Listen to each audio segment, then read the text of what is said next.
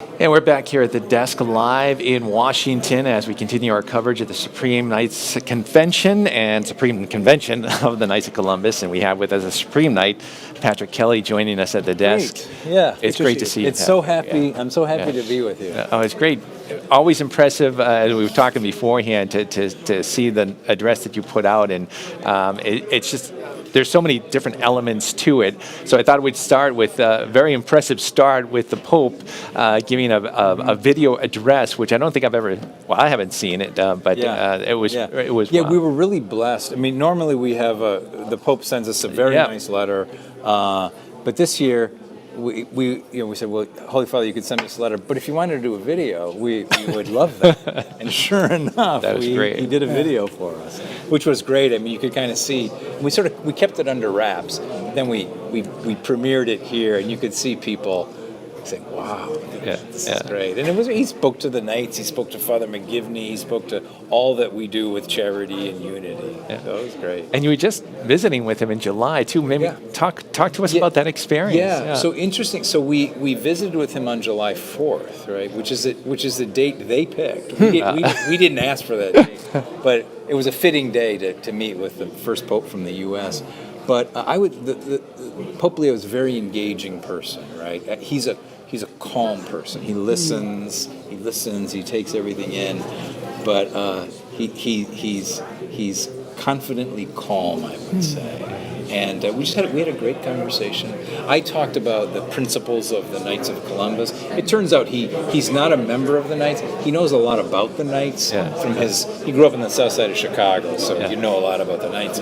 But he knows about the Knights from his brother's parish in Chicago, and so we talked about that. I talked to him about charity, unity, fraternity, our principles, and he connected those to the charisms of the Augustinians, unitas, caritas, and veritas. So we had an interesting exchange about that, but particularly about fraternity. And he thanks me for all that the Knights do to bring men together. And I bet he meant it too. He really did. I think he sees the need for fraternity and friendship. Right? He sees that, and he sees the Knights as a way to do that, to bring men together. It's too bad you couldn't make him a fourth-degree knight.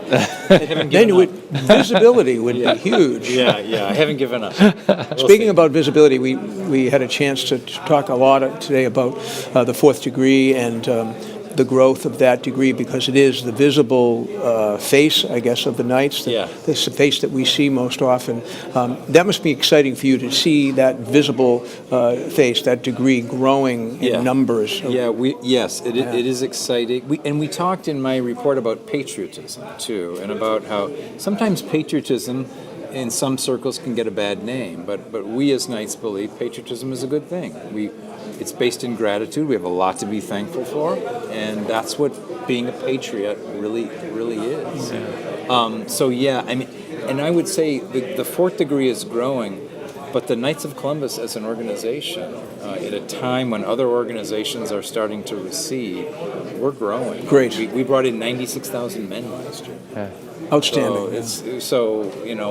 Why? I think it's the faith programs that we're offering. I think that's principal driver. I think a lot of men are realizing that they need more. They need faith. They need to be connected to one another, and that's what we offer. Damien, who was with us earlier, was reminiscing about his first meeting with you, not knowing where it would go, but he spoke about the need for evangelization and faith formation, and you said something like, well, let's sit down and talk about it sometime, and the rest is history. The rest is history.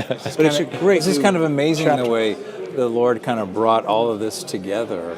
And the Knights, we're in so many parishes, right? So we have kind of a delivery vehicle for these great faith programs. Better than a church bulletin. Much better. Yes. The other element, too, that comes across is the international flavor to the Knights as well, and the many things that the Knights are involved into, whether it be Ukraine. But it was very moving to hear you speak about your visit to the Philippines, too, and I wondered if you could talk about that and the part partnerships that you. Yeah, so that was in my time as Supreme Knight. That was one of the most moving things I've ever experienced, because we were taken by there's a priest who ministers to young children that live in a garbage dump, in this massive landfill, and they scavenge the garbage. And he took us into it, and it shocks your system. Yeah. You're totally overwhelmed by the smell and the heat and just the filth of it. And he was such an inspiration to see that this young priest serves them every day, and the Knights in the Philippines serve them every day, going into that slum area and trying to help children. He's made a little daycare, trying to give them a way out of that life. So it was very, very moving. And the Filipino Knights are just there's close to 600,000 of them. That's amazing. And they're just so fired up being Knights and being Catholic. So it's really a joy. Yeah. Speaking of visibility, I want to thank you and all the Knights of Columbus for the tremendous refurbishing of the Bernini Baldacchino and the relic of the altar of the chair, its preservation there. Yeah. Absolutely gorgeous. I was ordained at the altar of the chair, so it's wonderful to see that restored, and great for pilgrims as they come. Thank you so much for that. Yeah, you're very welcome, and that really is one in a long line of just projects that the Vatican has asked us to take on, and it's a great joy to be able to do that. You know? One of them being the TV. I mean, we benefit from the TV every week at Catholic TV. Yeah, that satellite unit. That's true. That's really true.